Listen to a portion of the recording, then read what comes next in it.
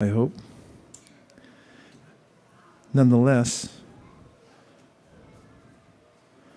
I would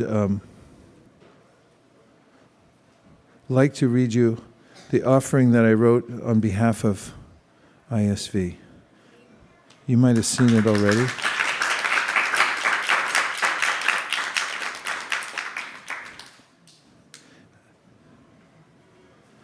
I didn't get to read it yesterday.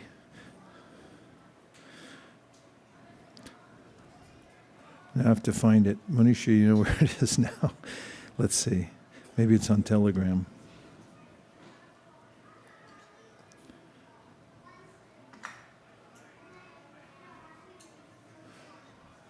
Hare Krishna.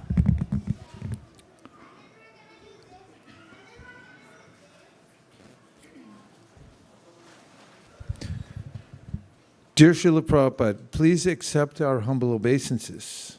On this celebration of your Vyasa Puja, we remember you, your example, and your teachings, and are thus enthused to work fearlessly and resolutely to expand the Sankirtan movement.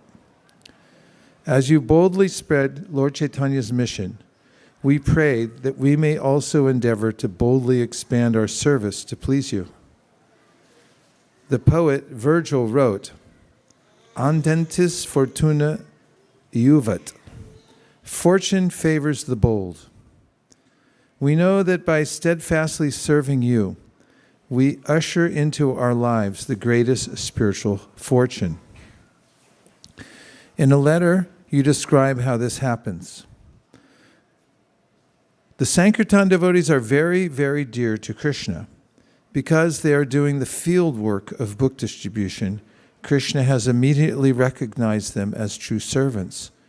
Just like during wartime, a farm boy or ordinary clerk who goes to fight for his country on the front immediately becomes a national hero for his sincere effort. So Krishna immediately recognizes a preacher of Krishna consciousness who takes all risks to deliver his message. Unquote. Throughout your teachings, you emphasize how our services should be daring and active. For example, at Bhagavad Gita 256, you state that devotees rise above the influence of material attachment and aversion by being daring and active in their service to the Lord. What's more, when choosing devotees to lead your movement, you tapped those whose preaching was bold and energetic. For instance, in 1970, you wrote to Balimardan Das, who had sent you a report of his ever-expanding preaching in Asia. Quote, "It is for your daring and active nature that I have chosen you to represent me as GBC man for the Southeast Asia zone. And I can see from your latest words that my choice has not been wrong." Your purports are rich with such battle cries, which inspire us to develop grit and fearlessly teach Lord Chaitanya's message. For example, at Srimad Bhagavatam 7.9.44, you write, "The members of the Krishna consciousness movement are not at all interested in so-called meditation in the Himalayas or the forest, where one will only make a show of meditation. Nor are they interested in opening many schools for yoga and meditation in the cities. Rather, every member of the Krishna consciousness movement is interested in going door to door to try to convince people about the teachings of Bhagavad Gita as it is, the teachings of Lord Chaitanya. That is the purpose of the Hare Krishna movement. The members of the Krishna consciousness movement must be fully convinced that without Krishna one cannot be happy. Thus, the Krishna-conscious person avoids all kinds of pseudo-spiritualists, transcendentalists, meditators, monists, philosophers, and philanthropists. Srila Prabhupada, you set the example for us how to be bold in executing Lord Chaitanya's mission. In particular, you set out alone to America. You unabashedly wrote to world leaders like Mahatma Gandhi and Indira Gandhi, urging them to help you spread the Krishna consciousness movement. You took on powerful businessmen and politicians in legal battles. from Sydney to Bombay. You challenged orthodoxies that denied Westerners and others outside the Varnashram system the right to practice Krishna consciousness or be considered brahmanas. And to this end, you undauntingly accepted disciples from groups whom other so-called sadhus considered untouchable. At Srimad Bhagavatam 2.4.18, you write about this. Quote, anyone from any part of the world who becomes well conversant in the science of Krishna becomes a pure devotee and a spiritual master for the general mass of people, and may reclaim them by purification of heart. Though a person be even the most sinful man, he can at once be purified by systematic contact with a pure Vaishnava.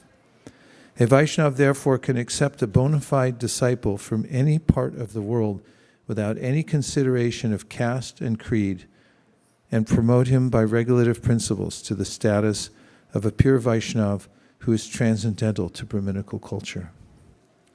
At Sri Chaitanya Charitamrita, Adi 7:38, you similarly express this principle. The translation from the verse. Sri Chaitanya Mahaprabhu appeared in order to deliver all the fallen souls. Therefore, he devised many methods to liberate them from the clutches of Maya. Purport. It is the concern of the acharya to show mercy to the fallen souls. In this connection, Desha Kala Patra, the place, the time, and the object should be taken into consideration. Since the European and American boys and girls in our Krishna consciousness movement preach together, less intelligent men criticize that they are mingling without restriction. In Europe and America, boys and girls mingle unrestrictedly and have equal rights. Therefore, it is not possible to completely separate the men from the women. However, we are thoroughly instructing both men and women how to preach, and actually they are preaching wonderfully. Of course, we very strictly prohibit illicit sex. Boys and girls who are not married are not allowed to sleep together or live together, and there are separate arrangements for boys and girls in every temple. Grahastas live outside the temple, for in the temple we do not allow even husband and wife to live together. The results of this are wonderful. Both men and women are preaching the gospel of Lord Chaitanya Mahaprabhu and Lord Krishna with redoubled strength.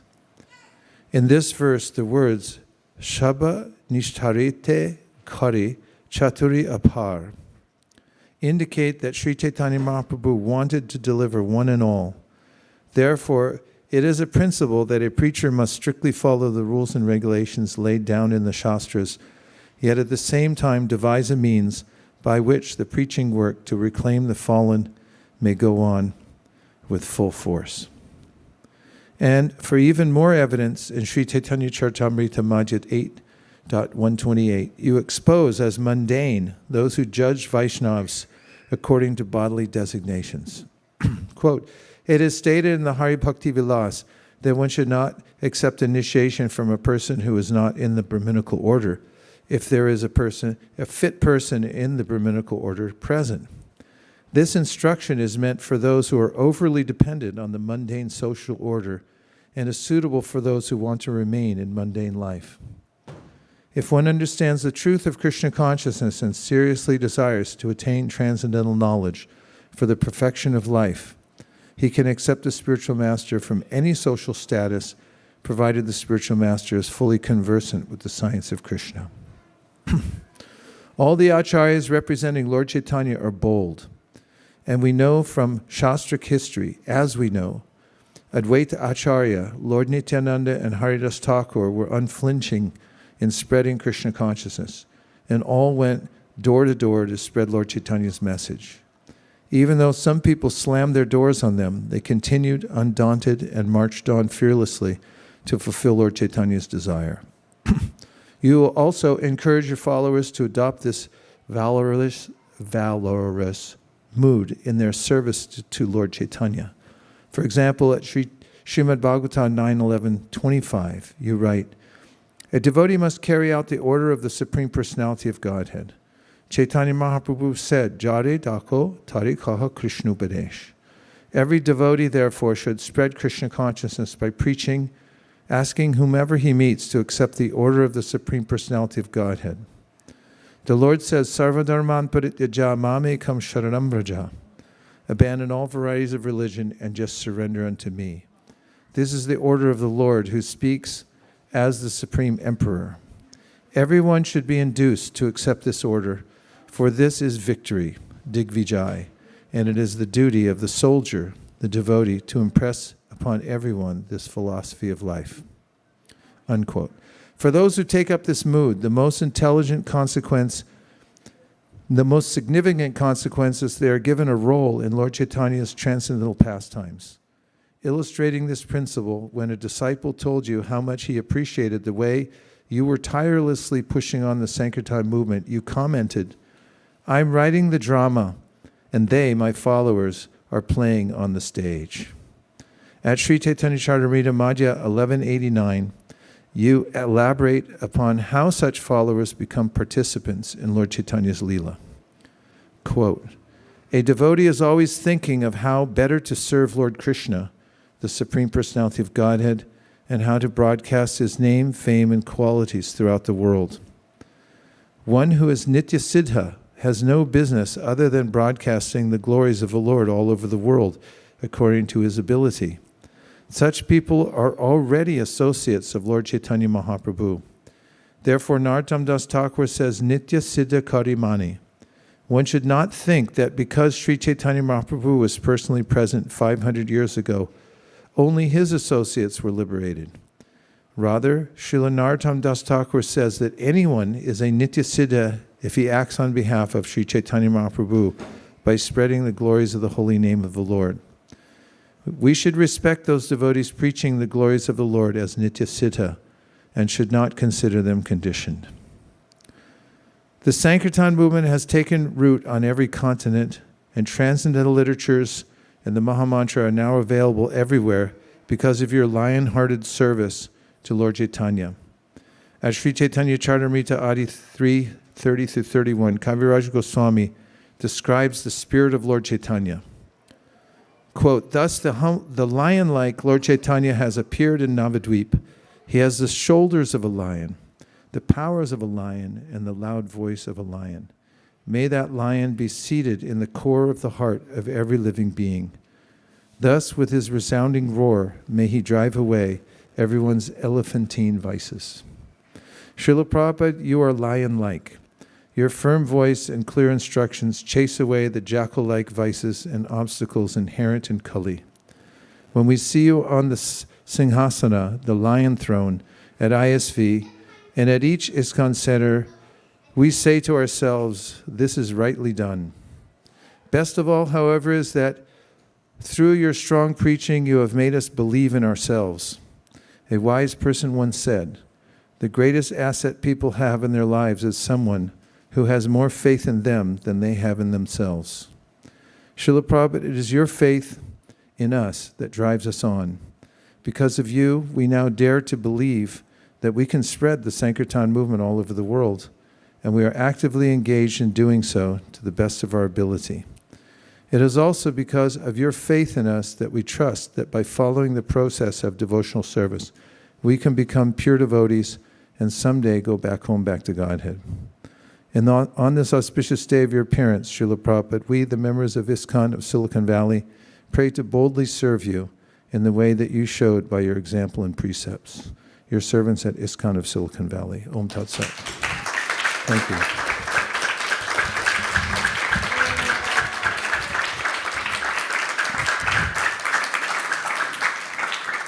Now let's have others come up. Yeah.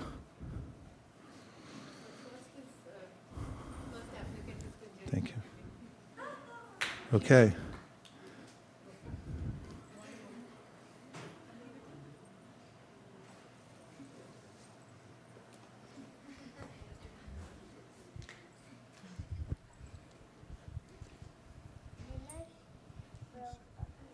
Dear Prabhupada, I love you so much. I like how you distribute the books of Krishna everywhere. Happy birthday to you. I just wanted to tell you a small story. Now I'll begin. Once there was one person needing more money. So he asked Prabhupada, give me blessing, give me blessing, give me blessing. And then Srila Prabhupada, he told, I bless you that your whole material life is done. Then he told, Prabhupada, not that blessing, not that blessing, not that blessing. Hare Krishna, Prabhupada. Thank you for accept me as your servant. Please help me to distribute all the books of Krishna. Thank you.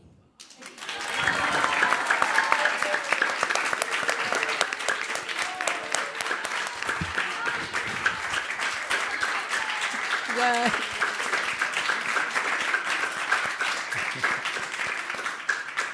Okay, next is Radha Kripa Das. Haribo. हाँ ताकि मैं कुछ देख सके लोगों को मंजुला का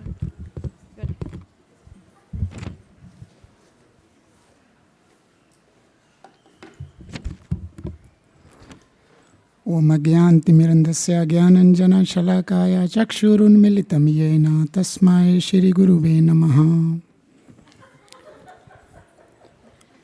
You know, when my mother was on this earth, my father actually asked jokingly when she was still able to communicate that will you marry me after in next life? And she said no. And he said, why? And she said, you never went with me to listen to the Srimad Bhagavatam class. And I was actually there when that thing happened. So anyway, she left. Somehow during pandemic, everybody faced so much challenges. So in order to cope up with the distant, relationship, how I can help somehow or other, I started daily communicating with my family. Started with my father, added uncle, then aunt, then one sister, then second sister, then a cousin. So 6 or 7 of us every day, we started first only talking, then started with Bhagavad Gita, then with Srimad Bhagavatam. And now we have reached to 10.10 already. And my father told my brother actually last week that he's eagerly awaiting to hear Krishna's pastime in Srimad Bhagavatam. How is this was all possible? This was all possible due to Prabhupada. If we didn't have access to Srimad Bhagavatam, which was translated in Hindi thereafter, which is in everybody's lap, my father, he cannot, he do his own prayers, but not in a fashion that he has a strong attachment to, hearing scriptures. So he will do something, but he chants now almost like a 4 rounds.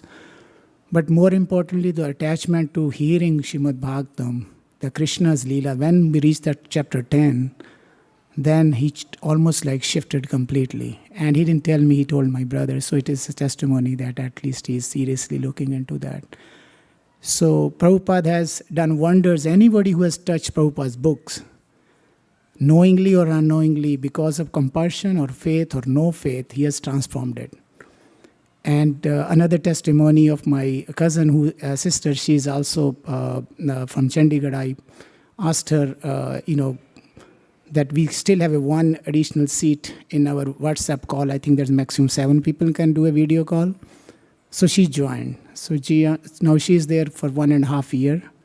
And she also wrote a tiny offering. Actually, she wanted to. She's a teacher. She's actually right now listening this thing in Chandigarh.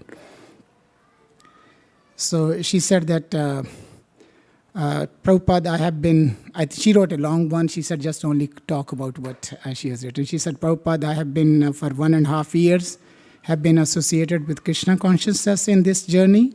And I have been more involved in bhakti, and it has changed my life immensely in all aspects.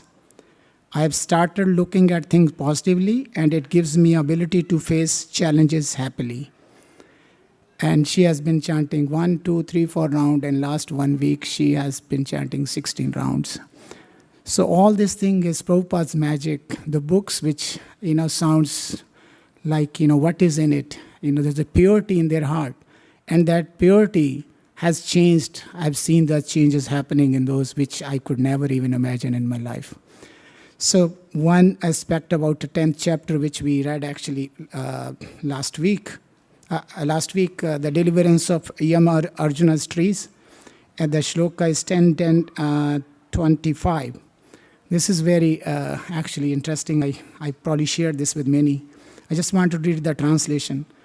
Although these two young men are, this is Krishna speaking, although these two young men are sons of Kuvera, very rich Kuvera, and I have nothing to do with them, Devrishi Narada is my very dear and affectionate devotee.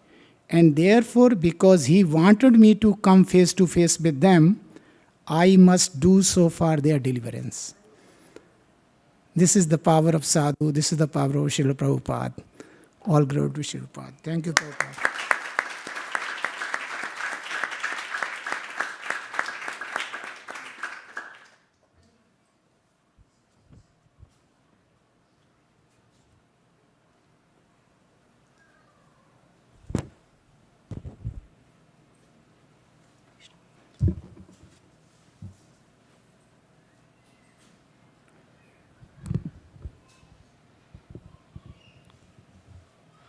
Dear Srila Prabhupada, Vanchakalpatarubhyascha kripa sindhubhyevacha patitanam pavanebhyo Vaishnavebhyo namo namaha. As I sit before you, and I planned this for the day of the offering, so that's why it sounds different. As I sit before you to make this offering, I'm filled with warmth and gratitude. With this day, another Janmashtami ends, and with it will end another opportunity for us to serve. As I look back on this summer, Srila Prabhupada, I can see a common trend. So many days of wonder spent in happy service, together as a spiritual family, helping those who are at times too lost to even ask for direction. We see this every year when Maharaj takes us on our mini yatras to Venice Beach, to Powell Station, trying to help those that are almost always unaware that they are in dire need of our help. When I think of them, I'm reminded of the song that Phil Collins sang, It's Another Day in Paradise. He sings a song about how we don't see how fortunate we are, how blessed. He speaks of a woman on the street who's begging for help, tear-stained and dirty, and how we don't even see her pain, her plight, just walking on as if she's invisible. Nothing, not noticing a person in need. And he says, appreciate how fortunate you are, and see how others are not. For us, it is another day in paradise. I know, Srila Prabhupada, you did it too. You came to help those who did not even know they were lost, changing hippies to happies, as Jagani Mataji was saying, bringing light to the land of darkness. From pubs to temples, from meat to khichdi, it was an amazing journey of awareness and enlightenment for everyone, and we get to see it repeated every day when we distribute books, when we feed the hungry, when we welcome the curious, the seekers, and the spiritually wise. Gratitude is the beginning of all connections. It is the fire that warms our life, the coal to our steam, without which our life flounders and loses focus. And who best to follow and emulate than the expressions of those who have served you and followed you before, your disciples.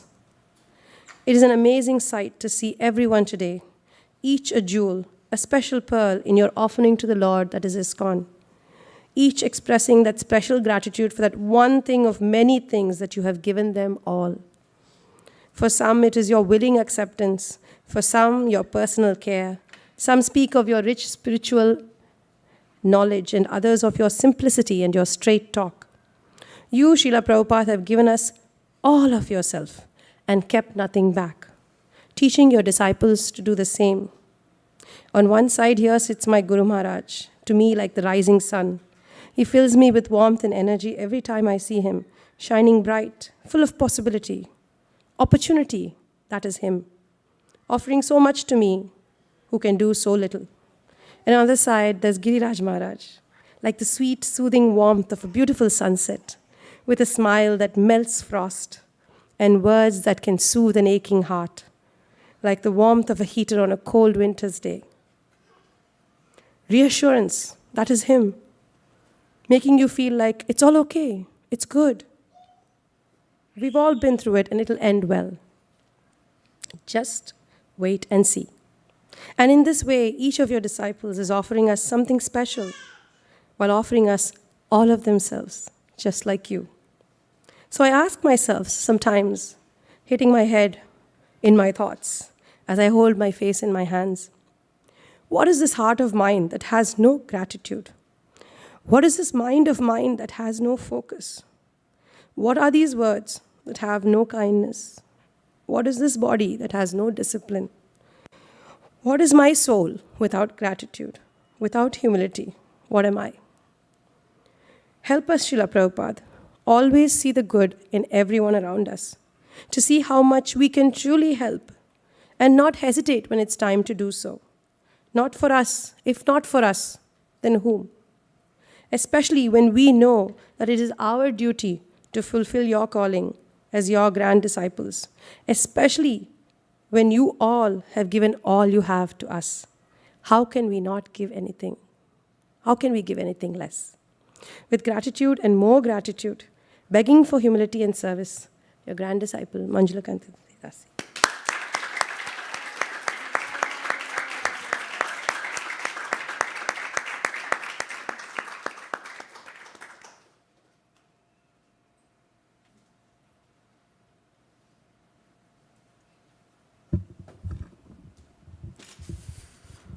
Namo Vishnu Padaya Krishna Prasthaya Bhutale Samate Bhaktivedanta Swami Namine Namaste Saraswati Devi Gauravani Pracharani Visushunuvadi Paschata Shuddharani. Thank you for the opportunity to speak about Srila Prabhupada.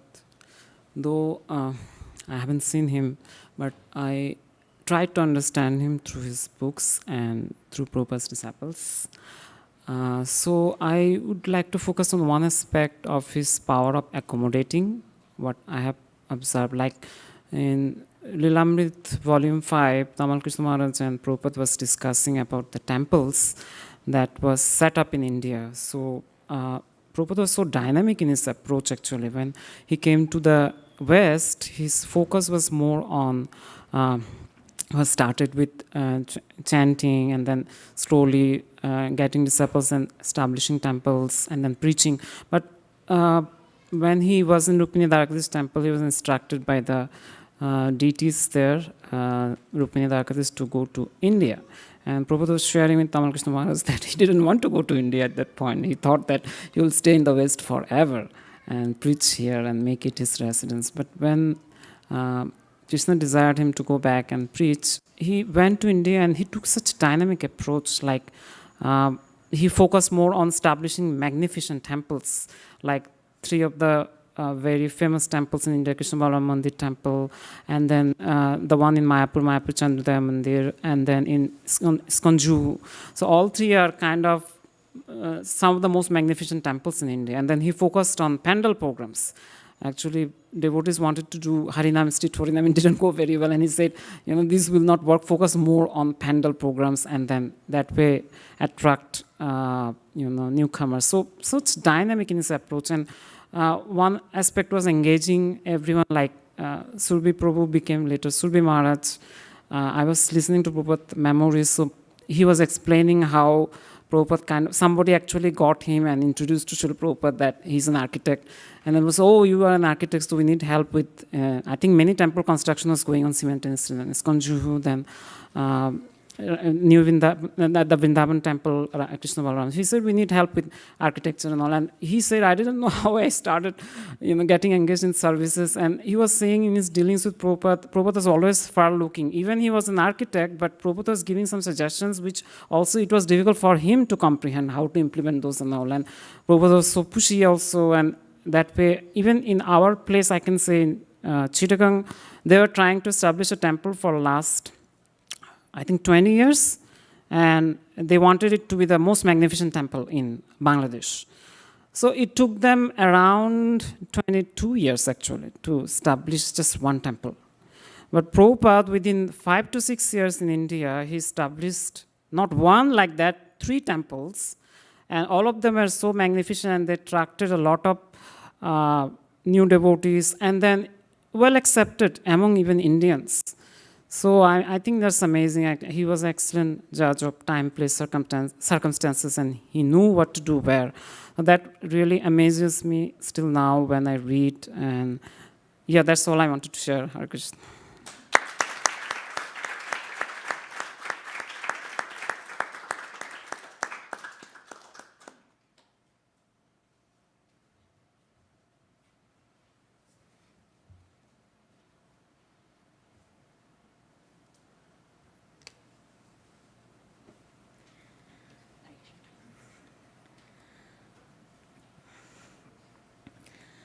Namo Vishnupadaya Krishna Prishtaya Bhutale Srimate Bhaktivedanta Swamine.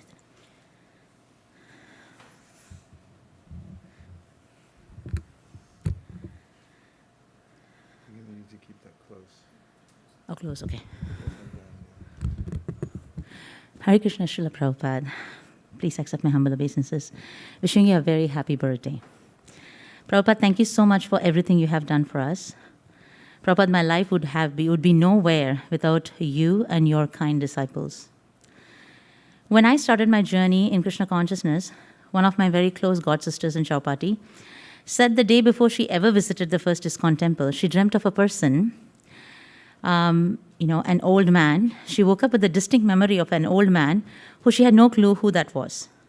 The next day when she visited the temple with her brother, she was really surprised to see the old man sitting on the Vyasa. She realized it was you.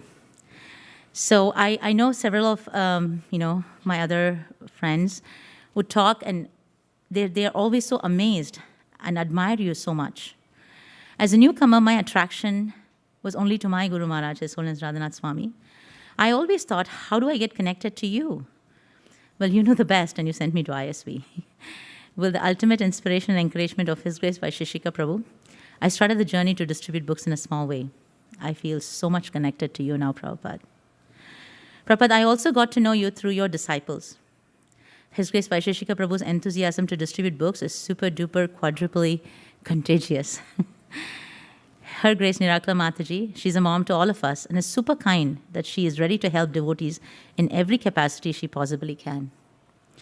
His Grace Satyadev Prabhu, who taught me how to recognize my mind and truly helps me to this day in helping control my mind. Her Grace Mahaguna Mataji has been kind in sharing her realization that has inspired me. Her Grace Kanka Mataji has been a huge inspiration, and she's always so approachable for anything I would have in my life. Her Grace Jagrini Mataji has been kind and taught our CPO team several real-life dealings. His Grace Akurunath Prabhu's vast knowledge of everything Shastra to any subject is very amazing. And my Guru Maharaj, His Holiness Radhanath Swami, has been instructing on how to please you and all Vaishnavas to make our lives perfect. I also got to know you by reading your books. I'm very indebted to you, Prabhupada. Your books explain every question any living entity can have. Any question we ever have, your purports have the answers. Prabhupada, book distribution is super important to you. Team ISV is working very hard to do the same under the direction of His Grace Vaisesika Prabhu. Every year in my offering to you, I always have been requesting you to help us achieve the goal, and you have kindly been helping us achieve it. As it happens every year again this year, we have a huge lofty goal of distributing Srimad Bhagavatams. Please, Srila Prabhupada, make it happen again. It's very stressful some days when the goal looks so high and not sure how to achieve it. But I know your blessings will make it happen, especially when your children, your disciples, and grandchildren, all of us, ask you on your birthday. Thank you, Srila Prabhupada. Hare Krishna.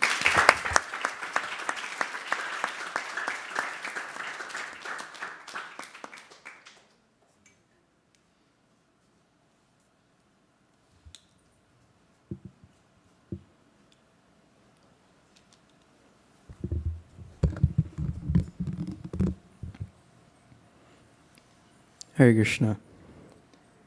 Dear Srila Prabhupada, please accept my humble obeisances.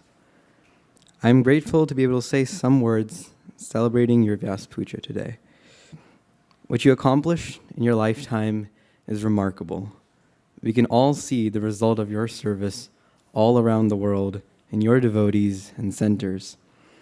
You live like anyone else, as a child, a student, and a businessman, but your life was centered on Krishna. That was the difference.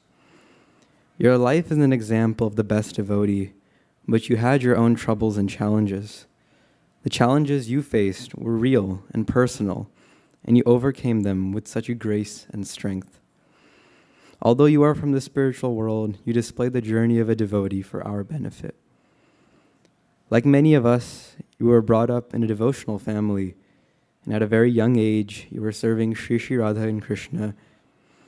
Yet once you started school, it also became difficult for you to continue your practice, and life kept moving on. Then one day, you visited Bhaktisiddhanta Saraswati Thakur, your spiritual master, and his guidance reinstilled your confidence in Krishna consciousness, and it gave you that direction in your spiritual journey. Although you are eternally from the spiritual world, you show us by your example the different stages of becoming a devotee. There are many examples like this in your life where you practically show us how to navigate our spiritual challenges. It gives me hope that I'm under a teacher like you, and I'm ever grateful for the life you gave me. Your humble servant, Balaram.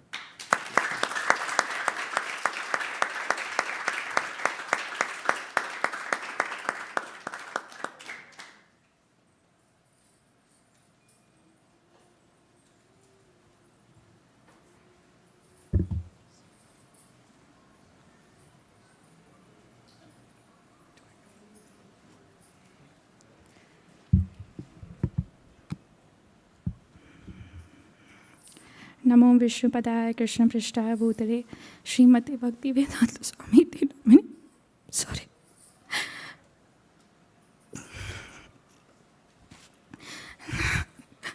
नमस्ते सरस्वती देवे गौरवाणी प्रचारिणे निर्विशेष शून्यवादी पाश्चात्य देशतारिणे. Dear Srila Prabhupada, please accept my humble obeisances. It is my greatest fortune to express my heartfelt gratitude to you, Divine Grace, on this very auspicious occasion of your appearance day that we celebrated yesterday, which also marks the monumental and glorious 100th year of you getting instructions from your spiritual master, His Divine Grace, Srila Bhakti Siddhanta Saraswati Thakur, regarding sharing the holy names and glories of Lord Krishna in Western countries. I'm blessed to be writing this offering, although with so many of my shortcomings, but I take it as an opportunity to purify myself by appreciating the pure devotee of Lord Krishna. It also gives me a chance to go back and reflect on how my coming into Krishna conscious movement and by reading your illustrious commentaries have changed my life for good and inspired me to follow a path which I had never known existed. Prabhupada, you have unlimited love for Krishna. Your determination was resolute and unwavering. Your heart is overflowing with compassion, and your life is an example of unshakable faith. And you are an ocean of knowledge, just as if Krishna is directly speaking to you. You have infinite qualities, and even if I had thousands of mouths, I'll fail miserably, and my talking will only look like a childish blabber. But I'll just speak about one quality that I've always been deeply touched and inspired, and also I'm trying to inculcate deeply, that is your compassion. Your compassion was so abundant that you saw so many Westerners in the materialistic activities, but you patiently explained them the basics of devotional life and service. One incident that has vividly etched in my mind forever is the scene in San Francisco when Shyam Sundar Prabhu was making the first Jagannath deity. He had a cigarette in his hand. Now, any sane who will see this would have erupted in anger. But the compassionate sadhu that you are, you politely made a statement that would reform the heart of Shyam Sundar Prabhu forever and help inspire him to then go on to create miracles in the decades to come, most prominently in relation to his association with the Beatles. So, by your compassion, not only then, but also now, from your commentaries of so many books, everyone still feels the warmth and shelter, which has transformed many hearts, and they continued in the movement. There were so many instances in early stage of the movement on how hippies would come to 26th Avenue who had no conception of God and of course didn't follow the regulative principles. You still treated them as devotees because you saw potential. You cooked for them, cleaned for them, and took care of their health. And at the same time, you nourished their soul with katha and kirtan and always cared for their spiritual welfare. And the biggest compassion that you have left for all of us and many more generations to come are in your purpose of Bhagavad Gita, Srimad Bhagavatam, and Chaitanya Charitamrita. You are engaging us in devotional service, and gradually the impurities in our hearts are being removed. You are also encouraging us to share that knowledge with others in the form of book distribution, Harinam, and preaching. Prabhupada, I sincerely want to please you by obeying your instructions. And one such of your instruction was to distribute your books and read them. I'm trying my best to follow these.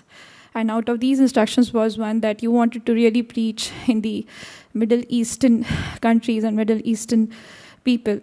I am trying my best as an ant-like effort to contribute towards this. I fall at your lotus feet, seeking blessings at this auspicious occasion of your Vyasa Puja. Kindly continue to engage me in Sri Chaitanya Mahaprabhu's Sankirtan movement and help me to cultivate this quality of utmost compassion towards everyone by sharing this rare and sacred gift of Bhagavad Gita, Srimad Bhagavatam. Your aspiring servant and granddaughter, Ananga Gopika Devi Dasa.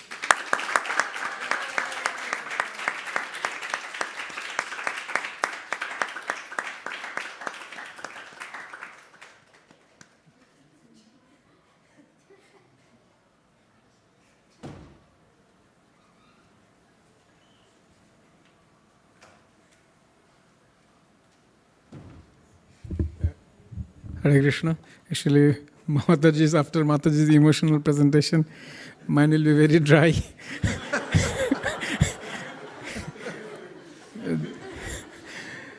Dear Srila Prabhupada, please accept my most respectful obeisances at the dust of your lotus feet. I want to focus on one of the qualities you imbibed from our previous acharyas, especially Gauriya acharyas. In Chaitanya Charitamrita, we see while Ramananda Rai was conversing with Sri Chaitanya Mahaprabhu, he was emphasizing the special quality of Sri Chaitanya Mahaprabhu, which he brought for the fallen conditioned souls. Muhanta Shabhav ei tarite pamor, nich karjo nahi tobu jay por ghar.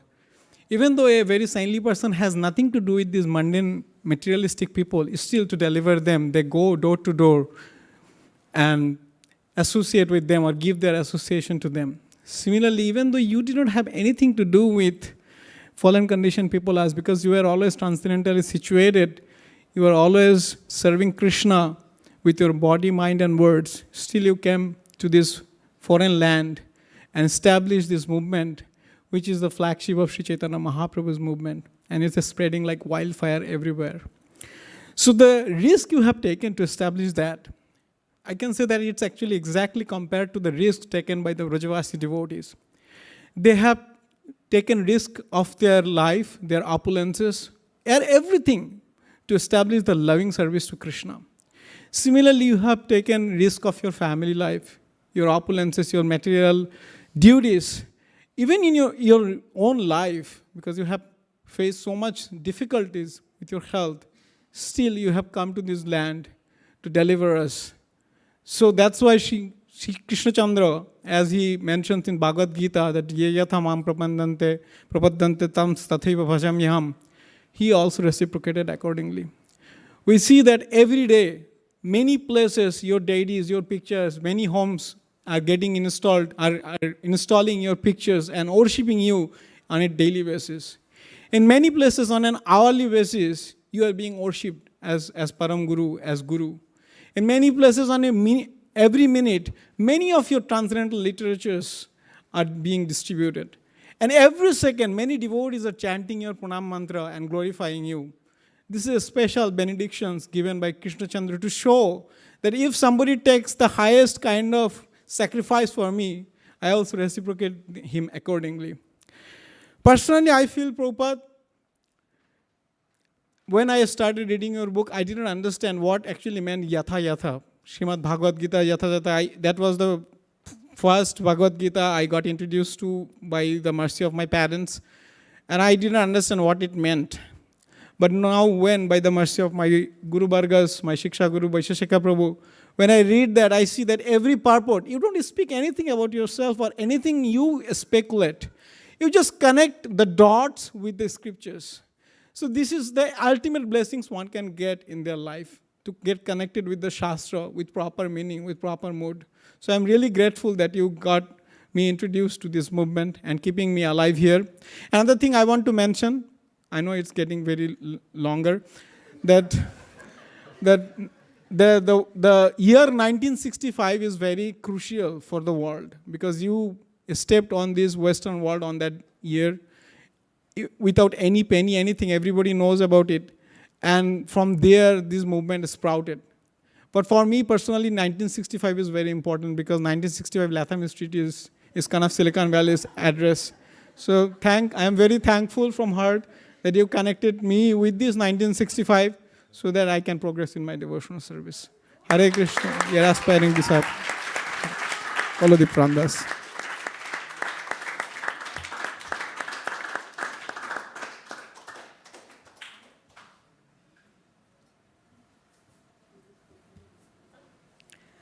Namo Vishnupadaya Krishna Prishtaya Bhutale Srimati Bhaktivedanta Swaminiti Namine Namaste Saraswati Deve Gauravani Pracharine Nirvishesha Shunyavadi Paschatya Deshatarine.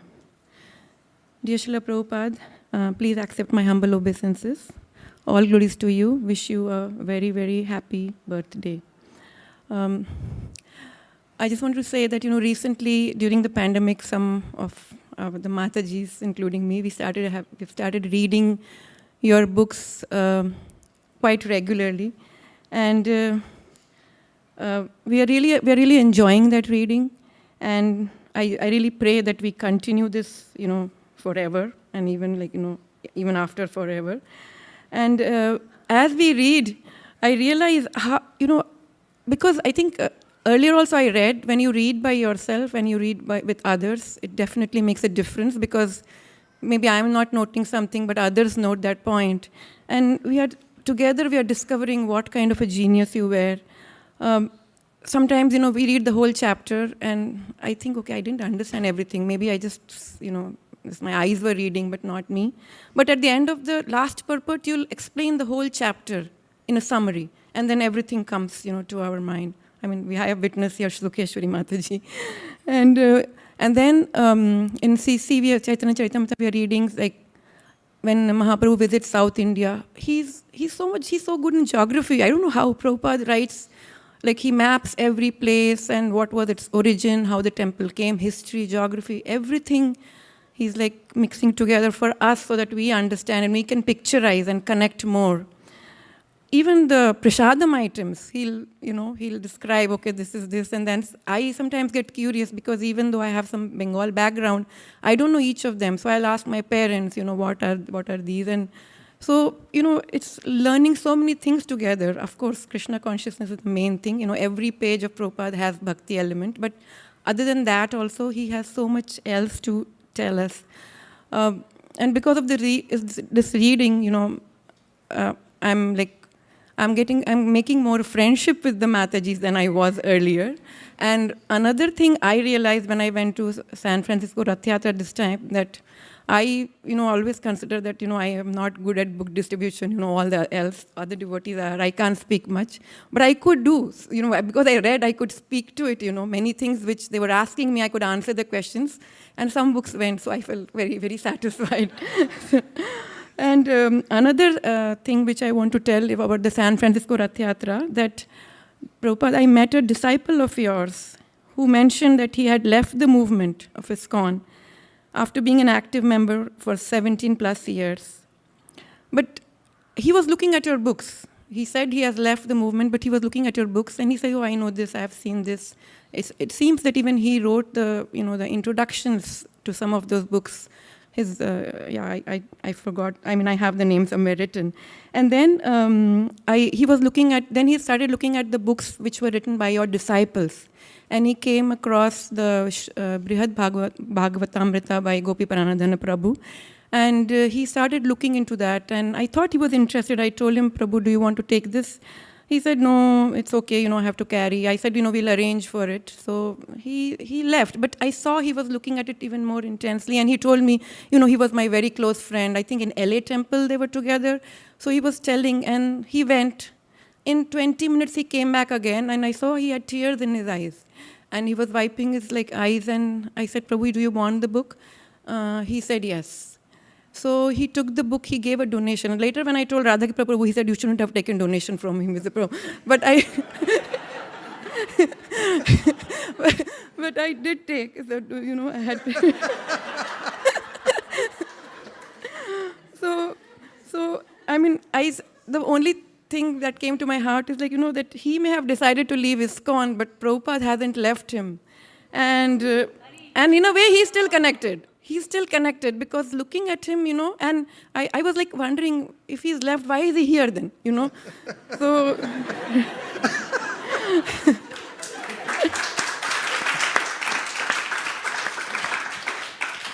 so thank you, Srila Prabhupada.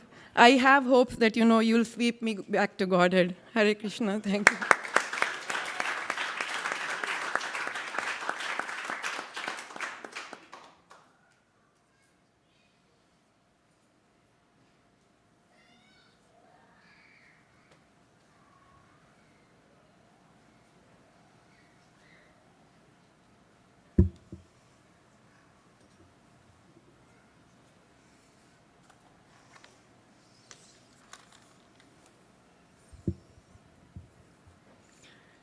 Namo Vishnupadaya Krishna Prasthaya Bhutale Srimate Bhaktivedanta Swami Niti Namini Namaste Saraswati Devi Gauravani Pracharini Nirvishesha Shunyavadi Paschatya Deshatarini.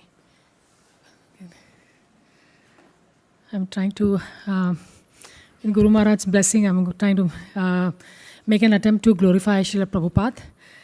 And personally in my life, I'm very, very grateful to Srila Prabhupada and the entire parampara. Actually, I forgot my glasses today. It was a bad day to forget, but I'm trying to read from my notes. Prabhupada has...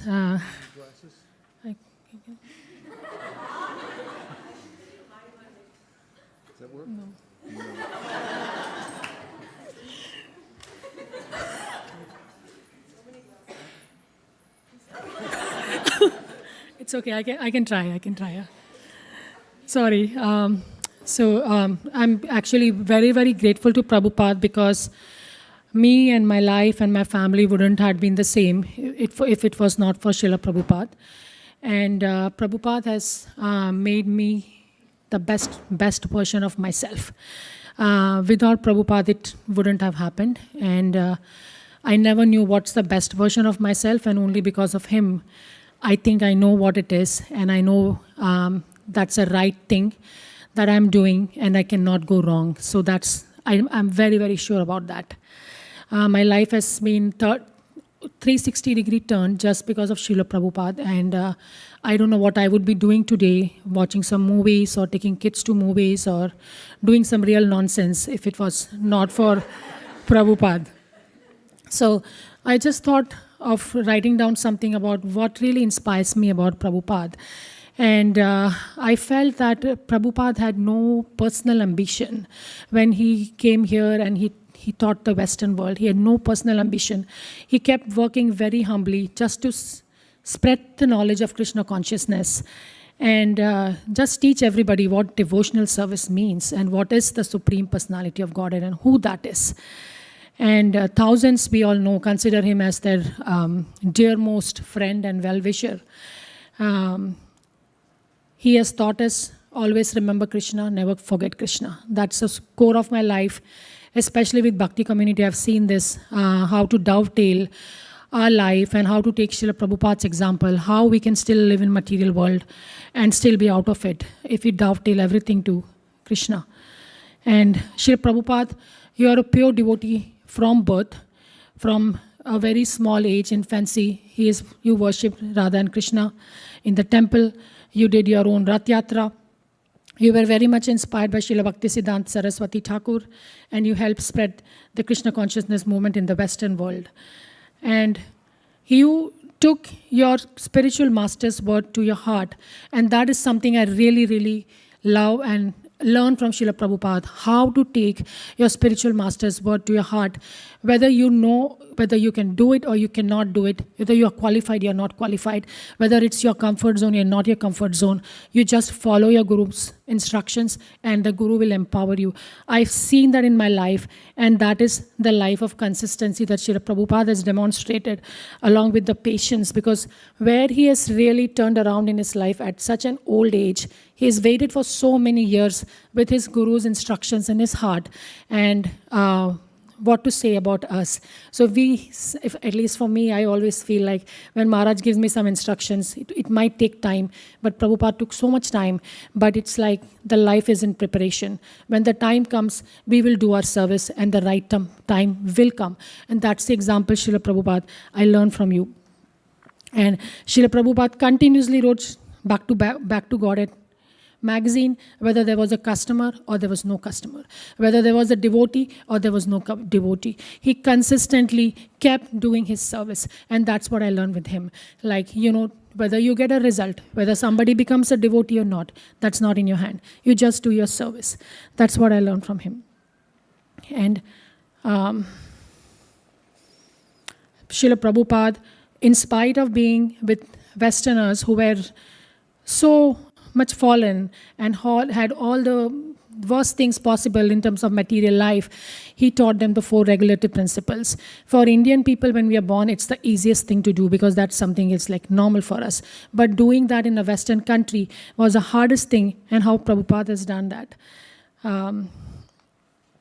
Prabhupada, at the time when he decided to take sannyas, you were in Vrindavan. At the older age, everybody wants to go in Vrindavan and wants to serve Krishna deities over there.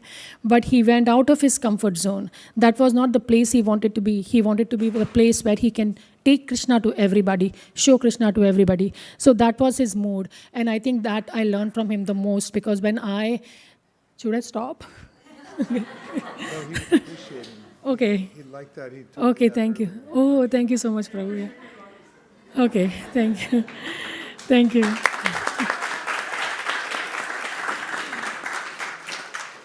So, point. I forgot what point I was saying, but yeah. But it was good. Yeah. You said he left Vrindavan. Yeah, he left Vrindavan, but yeah, that's the place everybody wants to be. And I see the same thing happening to me actually these days, not at Prabhupada level, obviously.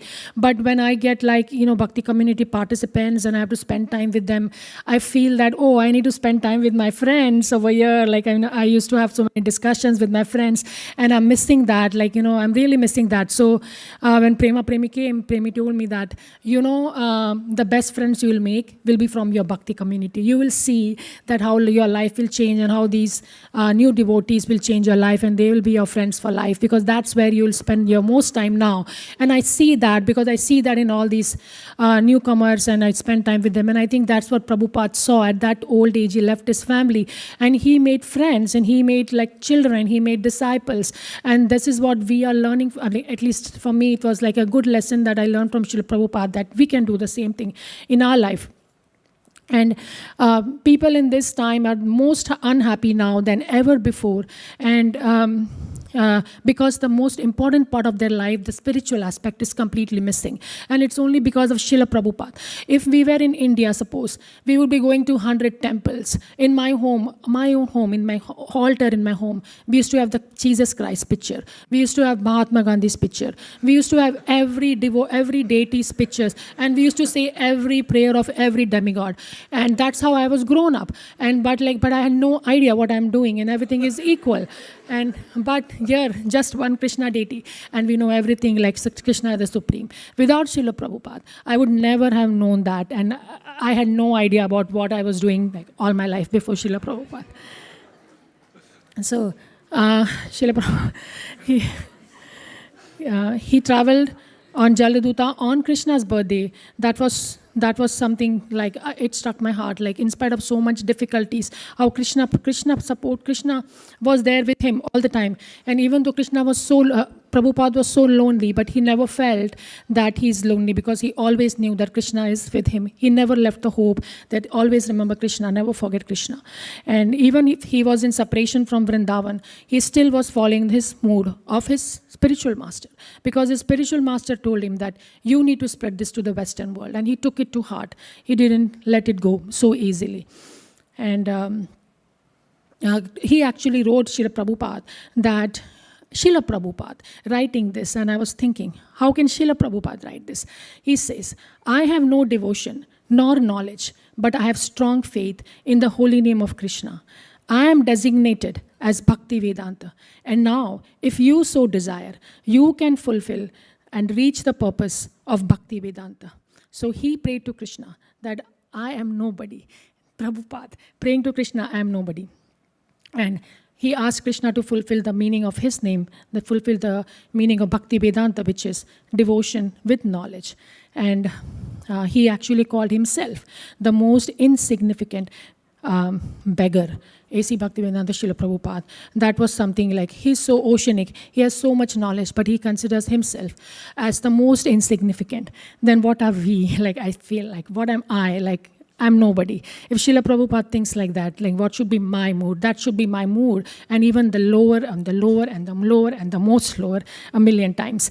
So, I'm almost done. Hold on. Again, he was alone in the US, but he never felt alone because he always felt the presence of his spiritual master, and he did not lose faith. And that is what I learned from Srila Prabhupada. Even if I feel things are not working, I don't think that I'm alone. I have my spiritual master because of Srila Prabhupada, without which my life would not be the same as it is before.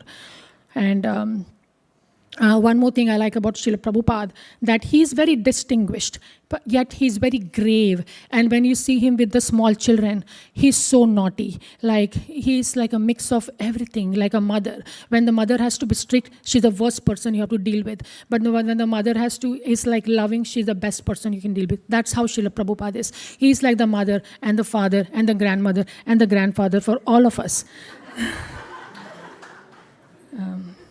And I really love that Srila Prabhupada used to do those love feasts in the park, and whenever Shamlangi does the Harinam, I always remember Srila Prabhupada, how Srila Prabhupada was doing that in the park, the love feast. And he called it love feast. And we always struggle, branding. What should be the name of Harinam? Like, but Srila Prabhupada came up with so much innovative ideas at that age without having a great team and all that. And he came so much in the news in those days, like chant of the Swami was heard in the park, and those kind of newses came. So the bottom line of my thing is, like, from Srila Prabhupada I learned that how to make like the impossible possible. And he teaches us that we all can do this, and we all have to go out of our comfort zone. Whether we may think, at least for me, I always thought that I can never do this. I'm not even like good, I'm the worst, like I cannot do this. But when Guru Maharaj accepted me, gave me shelter, I felt like, oh wow, somebody can give me shelter, like I can, like I felt like, yeah, I'm worth it. I'm worth it. My life is worth it. And so thank you, Guru Maharaj, for accepting me, and I really hope that with Srila Prabhupada's blessing and your mercy and empowerment, I can make you proud one day, and I can help ISKCON and the movement and get better as a person. Hare Krishna.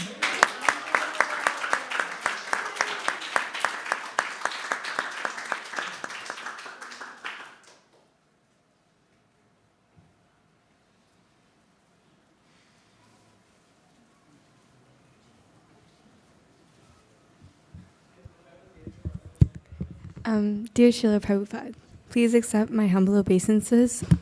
All glories to yourself. Growing up, one of the first things I learned was that we had a founder acharya, and his name was Srila Prabhupada. And I also learned that he came to America on the Jaladuta. And I learned that despite all the challenges he faced, he gave us the Krishna conscious movement. Even I couldn't comprehend much as a kid, but even then, I kind of understood how much I owed you.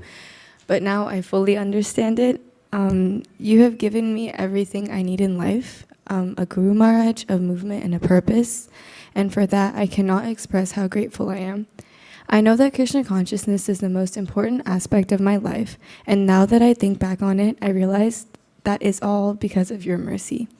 I owe you everything I have today, and I don't think I can ever repay you, no matter what I do. When we were in LA, I remember one of your disciples mentioned how much time you'd spent at the temple, and in that moment, I felt your presence and the influence you had on every soul in that room, mine included. And I am honored to be part of this extensive spiritual family that you started, and so grateful to all of your disciples. They are a constant in my life, and without them, I would have no link to Krishna, and I would be nowhere. So I thank you every day as best as I can, and I hope that one day I can serve your movement as a servant of the servant of the servant. Your humble servant, Gita Priya.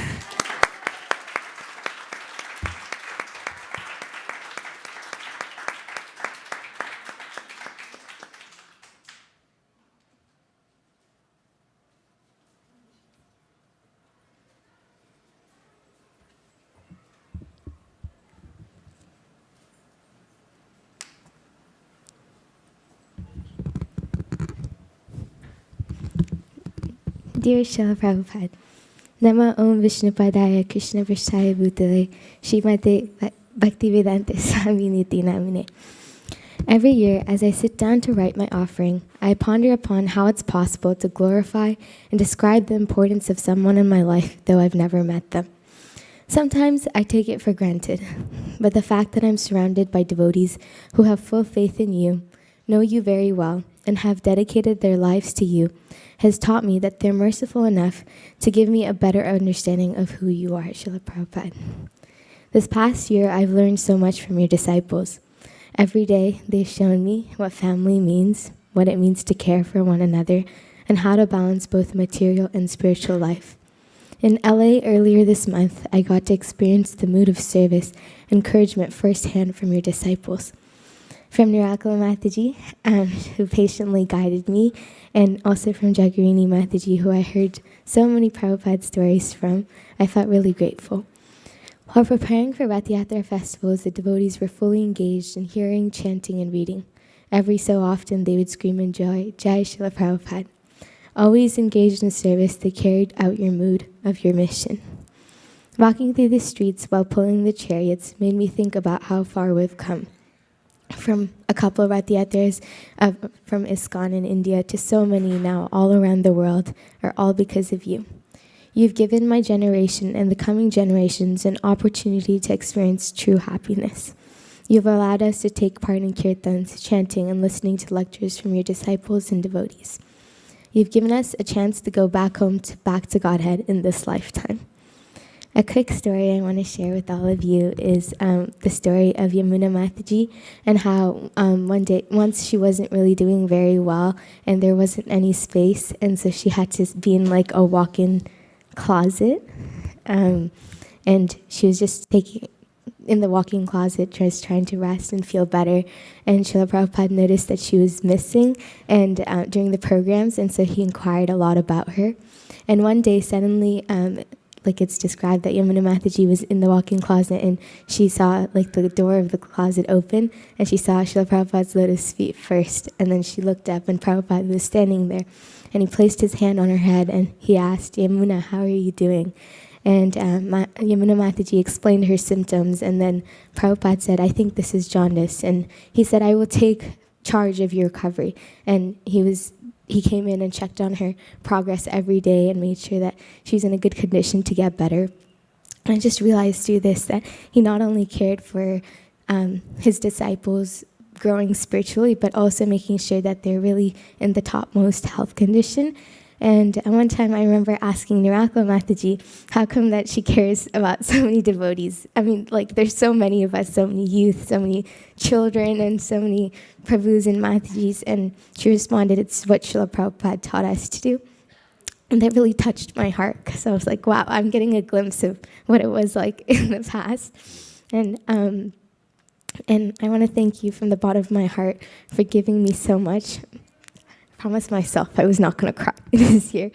And thank you for giving me my spiritual parents, who have given me more than I could have ever asked for, and who've been there for me during my most crucial years of adulting, and have always greeted me with the brightest smiles on their face.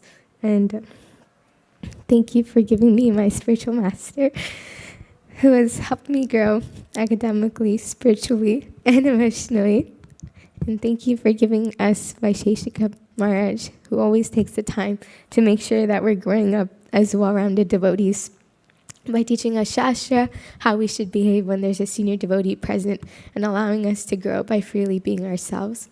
I have so much gratitude for all of the Srila Prabhupada disciples and senior devotees who are here to show us how ISKCON was when you were present, and also to impart so much knowledge upon us.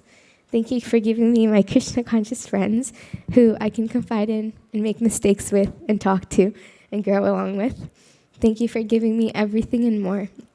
And I hold all these moments and people very close to my heart, and I know it's only because of you. And whenever I pray, to be honest, I can't really connect with the deities right away, so I pray to you, Srila Prabhupada, whether it's getting a good grade or something that I want. It's always you that I go to beg for mercy. And in this lifetime and many more, it won't be enough to ever repay you. But my prayer to you on your auspicious day of your Vyasa Puja is that I may spend the rest of my life being an instrument of service to your disciples and devotees who have given me so much hope and purpose. And my hope is that if I can have whatever little bit of service attitude and desire that your disciples have, I would like to get dedicated to serving it for the rest of my life. And I pray that as I enter this next phase of my life, going to college, to use my education as well in service to you and your movement, and also not just my education, but every aspect of my life. I hope that it's used wisely. Thank you so much for accepting me in your spiritual family, and for years and years to come, I hope I can continue being sheltered and protected by your disciples and devotees. Thank you so much, and with a lot of love and gratitude, your servant, Manisha.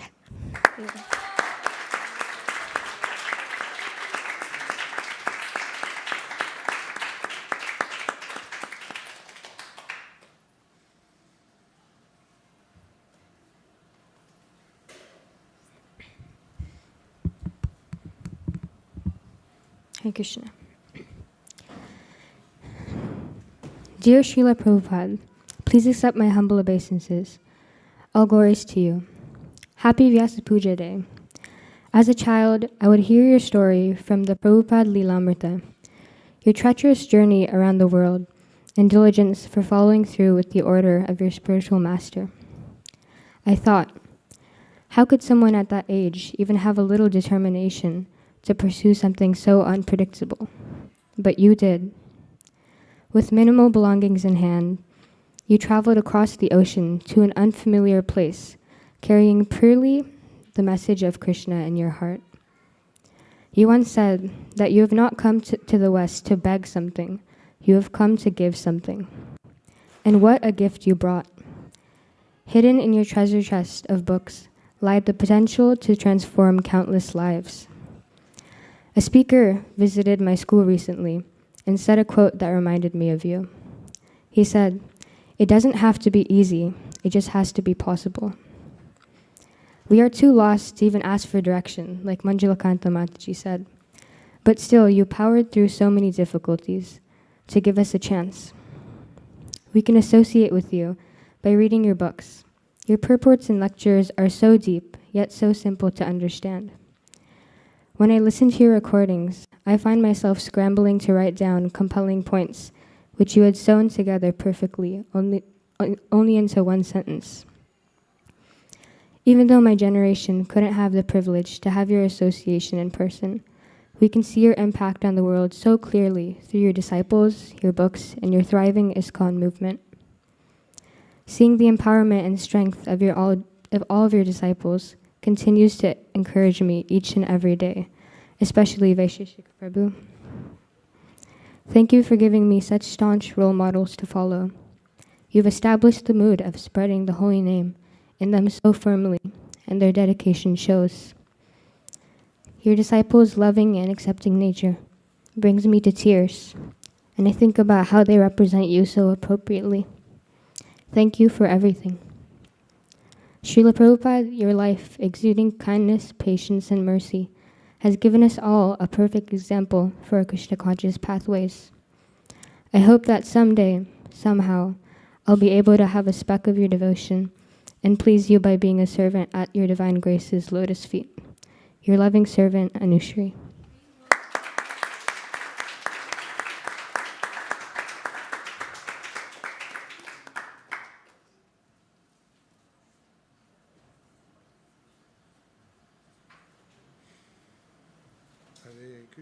Hare Krishna, Krishna Krishna, Hare Hare, Hare Rama,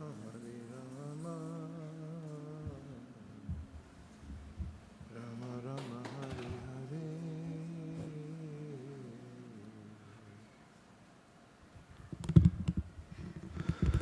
Hare. Hare Krishna.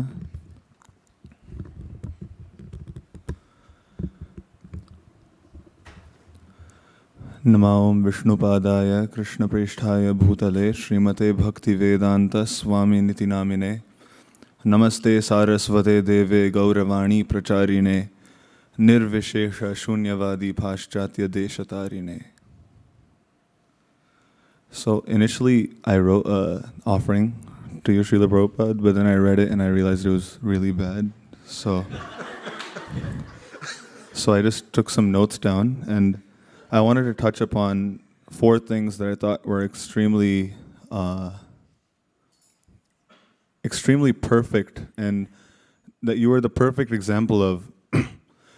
Last Janmashtami, Guru Maharaj, you had read a purport to, not the most recent one, but the one before that. You had read a purport to the youth, and in the purport it said, the mark of realization is that one is able to present Siddhanta according to the time, place, and circumstance without changing the philosophy in the purport of it.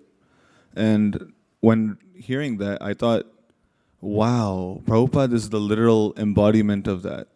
There is no bigger culture shock to have than to come from such a Pakka Vaishnav family and then come to like LSD land, San Francisco.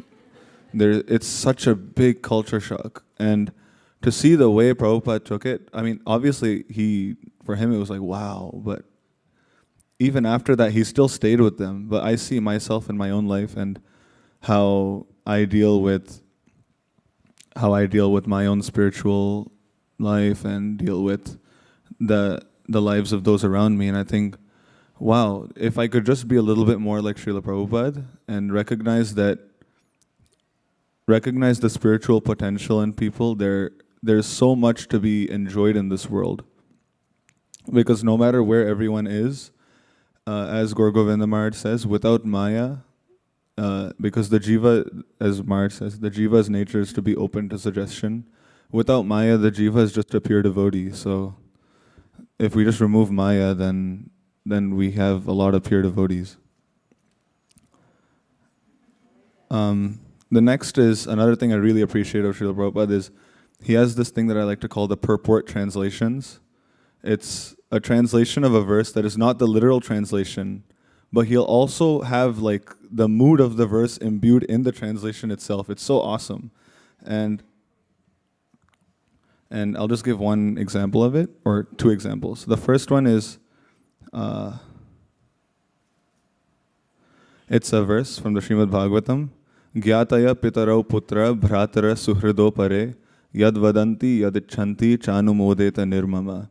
That Gyataya pitarau putra, that the family members, your parents, your children, bhratara suhrido pare, or even your siblings or your best friends, yad vadanti yad ichanti, whatever they say or whatever they want, chanumodeta nirmama, just agree but be actually neutral about it. But that's the literal translation. But Prabhupada's translation is, an intelligent man in human society should make his own program of activities very simple. If there are suggestions from his friends, children, parents, brothers, or anyone else, he should externally agree, saying, yes, that is all right. But internally, he should be determined not to create a cumbersome life in which the purpose of life will not be fulfilled. Like, wow. You see, the difference is amazing. Like, so much more was gained out of that translation. Another really good example is in the Ishopanishad that says, Isha Vasyam Idam Sarvam. So that line, Prabhupada translates it as, everything is controlled and owned by the Lord. The literal translation of that line is, everything is pervaded by Isha. And Isha means that entity that turns the potential of things into reality, in a sense, like the supreme controller. So in the commentary to that, Madhvacharya, in a sense, he comments about this and he says, so what does it mean to turn something's potential into reality? And through deep discussion about it, one can actually see that what that actually means is that although everything is there in the world, it is pervaded by the Lord's influence, and that the Lord is able to control what happens to everything, and in that sense, he owns everything. Now, through so much thinking, one can come to the conclusion of everything is controlled and owned by the Lord. But Prabhupada has already done that work for us, and he has given in the translation itself, everything is controlled and owned by the Lord, instead of giving us the headache of having to think about all of this. The next thing I really appreciate is that Prabhupada has given good association everywhere. Good association is truly a very hard thing to find. Even in many things that are considered to be good association, the reality of the matter is because of the world today, it ends up becoming bad association because it takes us away from Krishna. But Prabhupada has not only given us good association everywhere in the form of the vast, vast preaching of Gauravani, but also through the cultivation of Krishna consciousness in the hearts of his various disciples who have now passed it down to the next generation. And there's a verse from the Prabhupada Shatakam, which is, there's a Sri Vaishnava of the name Mudumbai Narsimhachari who wrote 100 verses glorifying Srila Prabhupada. And one of the verses is, Svayam parishramya dhananyuparjya Shri Radhika Natha Dayavalambi Vinirmame Sau Guru Sarva Bhauma Sadbhakti Samrajyam Akhanda Dhama. Thus, depending upon the mercy of Sri Krishna, the Lord of Radhika, Srila Prabhupada personally worked hard and collected funds. That emperor among spiritual masters built a kingdom of pure bhakti, a territory with no boundaries. And to see that Prabhupada, his fame has no boundaries, we say we say in Guru Puja that the Guru, oh my Guru, you are glorified in the three worlds. Literally, Prabhupada is glorified in the three worlds. Even if we see throughout various other sampradayas, it cannot be ignored what Srila Prabhupada has done. It is, for lack of a better term, it's actually insane. It's crazy, because even everything was against him. Everything. He did not have any money. He did not have any sort of influence in America. The only thing that he had was Srimad Bhagavatam and the knowledge that was in it, as well as the holy name of the Lord. And that's all one really needs in life. As now we could see a practical example. And a lot of the time when we hear, oh, this acharya did this 500 years ago, wow. But Prabhupada did this in the 1960s and 70s. It's a very, very recent thing. So it should not be thought that these things are like a myth, because Prabhupada was the one that really took it and made it, showed factual proof that what has been given as knowledge 500 years ago, thousands of years ago, is still just as valid today. Just one second. And the other, and that's why regarding good association everywhere, recently my family and we went to Michigan.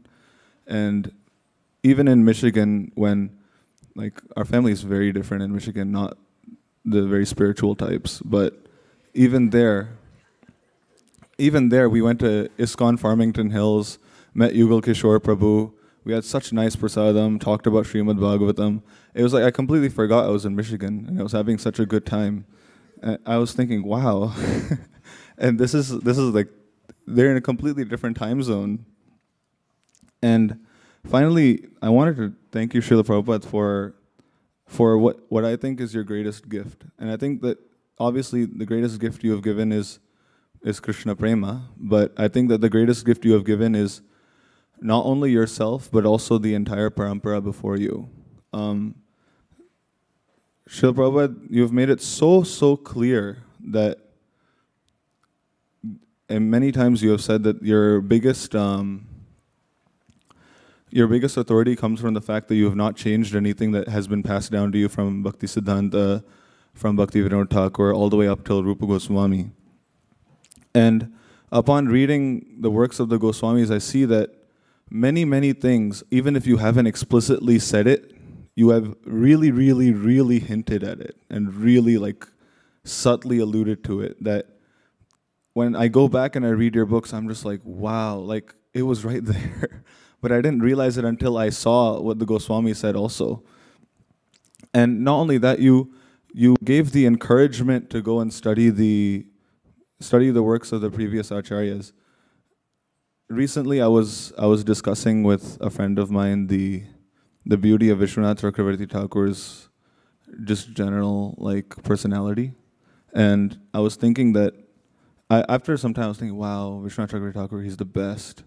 But after some time, I had to realize that I would have never heard this name if it was even for Srila Prabhupada, because I mean, Vishwanath Chakravarti Thakur is such a long name, and like he's not like Ramanujacharya or something that everyone knows who he is.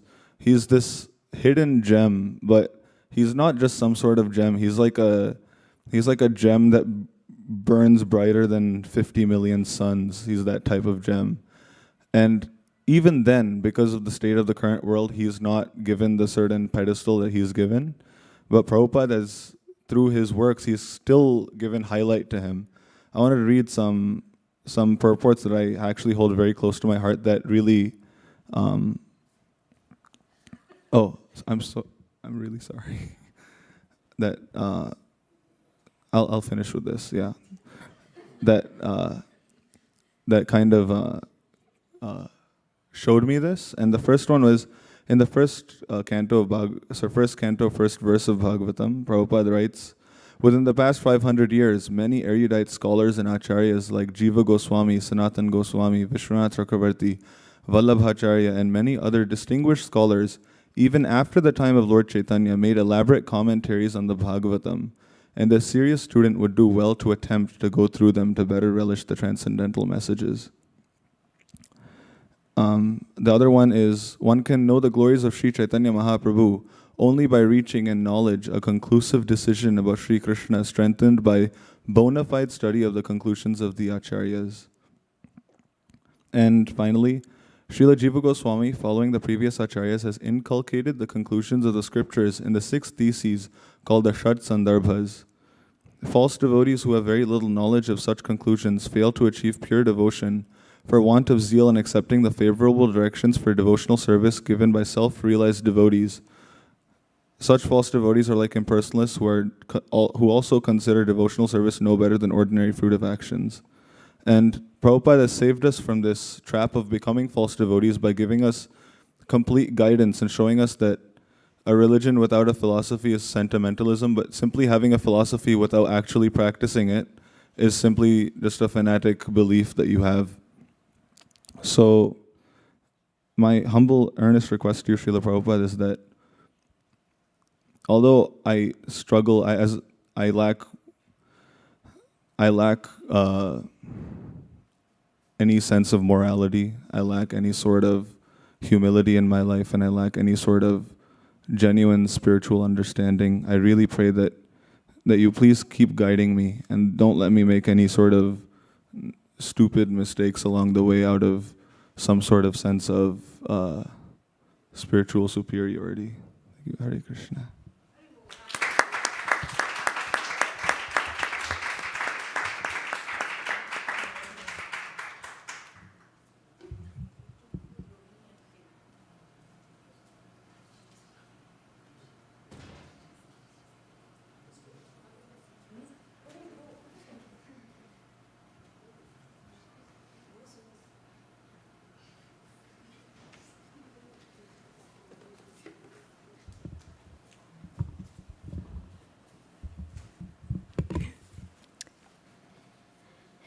Vishnupadaya Krishna Prishtaya Bhutale Srimate Bhaktivedanta Swami Niti Namine Namaste Saraswati Deve Gauravani Pracharine Nirvisesha Shunyavani Paschatadeshatarine. Dear Srila Prabhupada, please accept my respectful obeisances. All glories to your divine grace. First of all, I would like to wish you a very, very happy Appearance Day. I am so unworthy, but because of your causeless mercy, I am able to continue on the path of devotional service. Your compassion is like ocean. The power of your words in your books transforms one to the path of transcendence. I am grateful to you for teaching me the values of Krishna consciousness and guiding me in every step to be pure in the heart.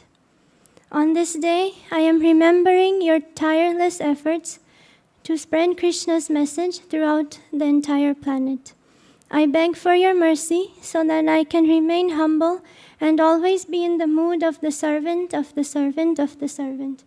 And thank you so much, Srila Prabhupada, for giving me Vaisesika Prabhu and Nirakula Mataji in my life, who have been guiding me since day one of my life. Thank you so much, your humble servant, Rohini.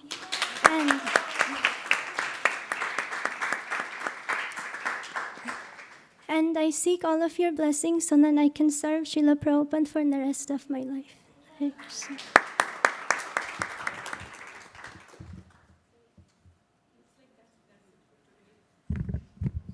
Srivas Prabhu. Swagatam Suswagatam.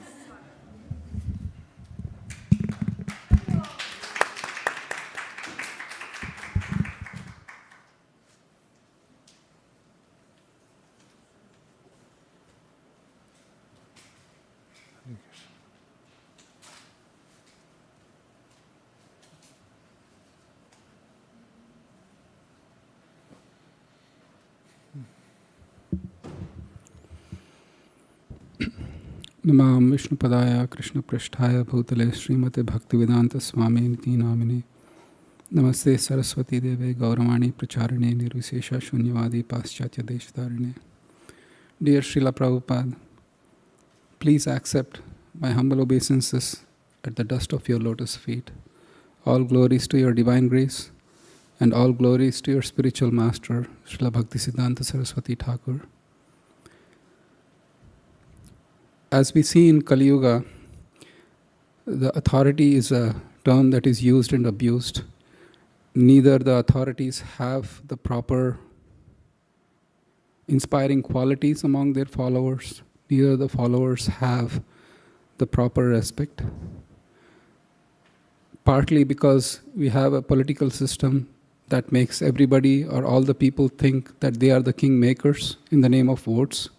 And students who barely respect their teachers or public respecting the government authorities. In fact, when you came to the US in 1960s, question authority was the slogan. And I was just thinking that a saint from India who had never crossed the borders of India, much alone being acquainted with the ways and lifestyles in the Western countries, was able to come and inspire thousands of people in this era. You are truly empowered by Krishna, and I can see how you were able to transform the heart and souls of those who were not used to Indian culture in such profound ways that today we have shining examples at ISV in the form of Vaisesika Prabhu, Nirakula Mataji, Jagarini Mataji, Akrurnath Prabhu, and many other Prabhupada disciples who are carrying on your legacy, who have given their life and souls to your words and to your teachings, that they inspire us to kind of continue the same. So on this Divine Appearance Day, I pray at your lotus feet that you please give us the strength and the courage and conviction to take this message in a very compassionate way to the entire world. Thank you for considering your request. Hare Krishna.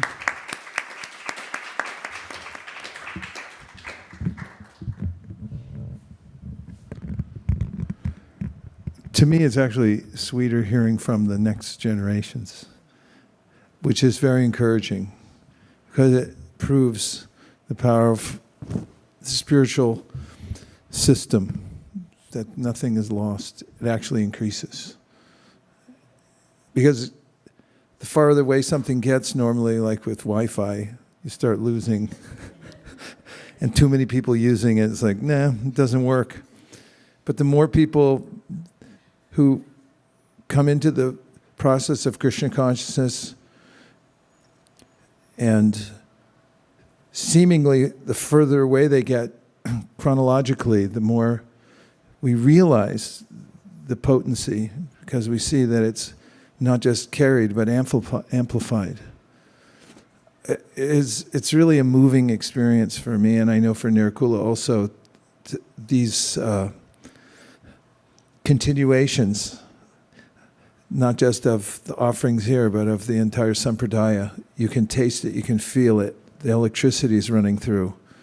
And the expressions from your hearts about your determination for serving, which is the only solace we have in our life, actually, is to have that shelter, to know that we have somewhere to give our service that really counts. And the fact that Prabhupada gave us the opportunity to do it all together. We're just starting to realize how powerful it is. Like when you plant something and you think, like, well, how good could it be? But then when it sprouts, you get excited, which is the movement in its early phase. We're still in an early phase, but as the plant grows and you see all its features, then you realize that it's remarkable, and more so every day. Thank you, everyone, for just bearing your hearts. It's so important. It's kuyamakyati prichyati at its best, and it's what keeps us alive, actually, is to know the faith of others in their hearts, because that's what we run on. We have nothing else. And when we hear it and we see it in others in their own unique ways, that's the other aspect. Everyone, their personality is there, but the same spiritual nectar comes through. And actually, I don't want to leave. It's too nice. So that's always good, right? It's a good sign. You don't want to stop. Thank you, everyone, and thanks for organizing the Shamalangi. It's your strong desire that made this happen. And, I could continue it next Saturday. I think it would be good just to keep it going. But you can discuss amongst yourselves and decide. Okay. Dear Srila Prabhupada, if you so desire, please always keep us close to your lotus feet and together in your service, so that we may please you and we may take care of one another, and also may we bring in millions more so that they can take shelter of your lotus feet and the entire disciplic succession. Thank you for considering our request. Everyone who agrees with this prayer in whole or in part, please say Hare Krishna. Hare Krishna. Panchagopadrusha, Kripasindevacha.